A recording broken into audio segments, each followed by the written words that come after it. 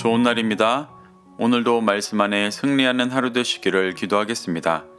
오늘 생명의 삶 본문은 예레미야애가 2장 18절부터 22절입니다. 오늘 본문에서는 예레미야가 여호와를 향하여 마음을 다해 회개할 것을 권면하는 모습과 진노의 심판을 행하신 여호와를 향해 중보자로서 이스라엘의 고통을 봐달라 호소하는 모습이 나옵니다. 이 구절들을 통해 하나님께서 무엇을 말씀하시는지 한 절 한 절 살펴보도록 하겠습니다. 18절입니다. 그들의 마음이 주를 향하여 부르짖기를 딸 시온의 성벽아 너는 밤낮으로 눈물을 강처럼 흘릴지어다. 스스로 쉬지 말고 내 눈동자를 쉬게 하지 말지어다. 예레미야는 앞선 절에서 예루살렘의 죄악으로 하나님께서 환난을 주고 계심을 말했었습니다. 그래서 예레미야는 예루살렘에게 마음을 쏟아 회개할 것을 권하고 있습니다. 이 처참한 상황을 회복시킬 수 있는 유일한 길이 하나님께서 진노를 거두시고 다시 진리로 인도하시는 것뿐이었기 때문입니다. 그래서 예레미야는 그들의 마음이 주를 향해 부르짖기를 바라고 있습니다. 여기서 그들은 앞선 절에서 고난받고 있는 모습을 표현했던 예루살렘 백성들입니다. 그들의 마음이 죄를 깨닫고 회개하며 주를 향해 부르짖을 것을 간구하는 것입니다. 또 딸 시온의 성벽아 너는 밤낮으로 눈물을 강처럼 흘릴지어다 라는 것은 시온의 성벽을 의인화하여 예루살렘 백성들이 밤낮으로 눈물을 흘리며 회개할 것을 권하는 것입니다. 예레미야는 그들에게 스스로 쉬지 말고 내 눈동자를 쉬게 하지 말며 계속 울며 회개하라고 권하고 있습니다. 이는 예루살렘 백성들이 회개하고 다시 하나님께서 인도하시는 길을 쫓는 제사장 나라 백성이 되기를 간절히 바라며 권하는 것이었습니다. 19절입니다. 초저녁에 일어나 부르짖을지어다. 내 마음을 주의 얼굴 앞에 물 쏟듯 할지어다. 갓길 어귀에서 주려 기진한 내 어린 자녀들의 생명을 위하여 주를 향하여 손을 들지어다 하였도다. 예레미야는 초저녁에 일어나 부르짖으라고 말합니다.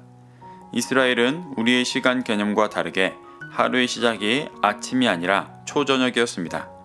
그래서 창세기 1장 5절에서도 저녁이 되고 아침이 되니 첫째 날이다 라고 말하며 저녁이 하루의 시작임을 보여주고 있습니다.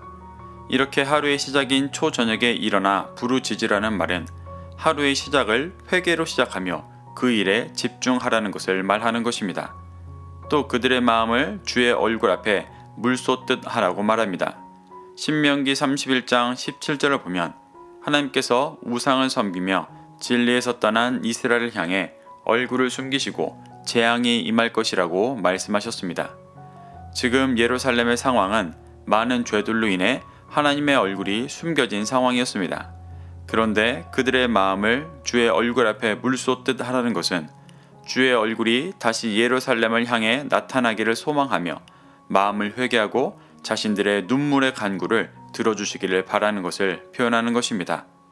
또 기진한 어린 자녀들의 생명을 위해 주를 향하여 손을 들라고 말합니다. 실제로 굶주리고 죽어가고 있는 어린 자녀들과 진리의 말씀이 없어 메말라가는 영의 자녀들을 위해 주를 향해 손을 들고 주님의 도움을 간구하라고 말하는 것입니다. 이렇게 예레미야는 적극적으로 자신의 죄를 회개하고 하나님의 은혜를 다시 간구하며 이스라엘이 다시 제사장 나라로 살아갈 수 있도록 강하게 권면하고 있습니다. 20절입니다.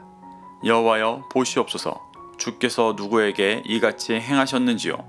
여인들이 어찌 자기 열매 곧 그들이 낳은 아이들을 먹으오며 제사장들과 선지자들이 어찌 주의 성소에서 죽임을 당하오리이까. 예레미야는 예루살렘이 마음을 쏟으며 간절히 회개할 것을 강권한 후에 이제는 하나님께 다시 예루살렘을 봐달라고 중보하고 있습니다. 예레미야는 여인들이 어떻게 자기가 낳은 아이들을 먹을 수가 있냐며 예루살렘의 참상을 말합니다. 이 모습은 당시 예루살렘 안에 실제로 일어났던 일로 18개월 동안 바벨론에 포위되었을 때 나타났던 모습이었습니다. 이 끔찍한 비극을 보고서 이제는 진노를 거두어 달라는 중보를 하고 있는 것입니다.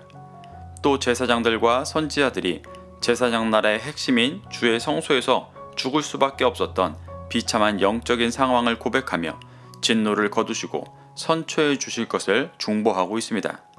예레미야는 이렇게 예루살렘의 완전한 파멸을 이야기하며 이제 진노를 거두시고 하나님의 긍휼로 인도해 주실 것을 중보하고 있는 것입니다. 21절입니다. 늙은이와 젊은이가 다 길바닥에 엎드려 졌사오며 내 처녀들과 내 청년들이 칼에 쓰러졌나이다. 주께서 주의 진노의 날에 죽이시되 긍휼히 여기지 아니하시고 도륙하셨나이다. 예레미야는 늙은이와 젊은이가 다 길바닥에 엎드려졌고 처녀와 청년들이 칼에 쓰러졌다고 고백합니다. 이렇게 늙은이, 젊은이, 처녀, 청년 등으로 사람을 나눈 것은 예루살렘의 모든 계층의 사람들이 엎드려졌고 칼에 쓰러졌음을 표현하는 것입니다. 특별히 늙은이를 뜻하는 원어 자케는 단지 나이가 많은 사람을 뜻하는 것이 아닌 장로를 뜻하기도 합니다.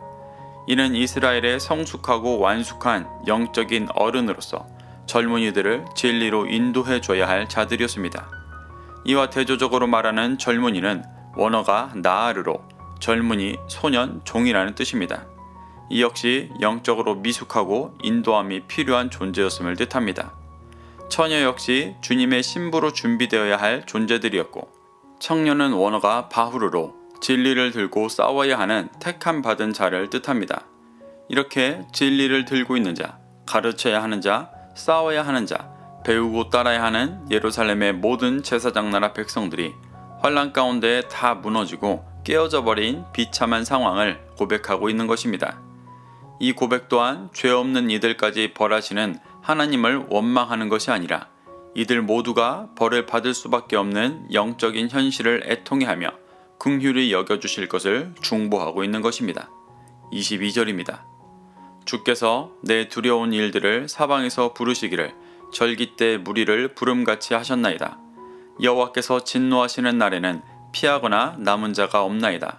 내가 낳아 기르는 아이들을 내 원수가 다 멸하였나이다. 예레미야는 하나님께서 두려운 일들을 사방에서 부르실 때가 절기 때 무리를 부름같이 하셨다고 말합니다.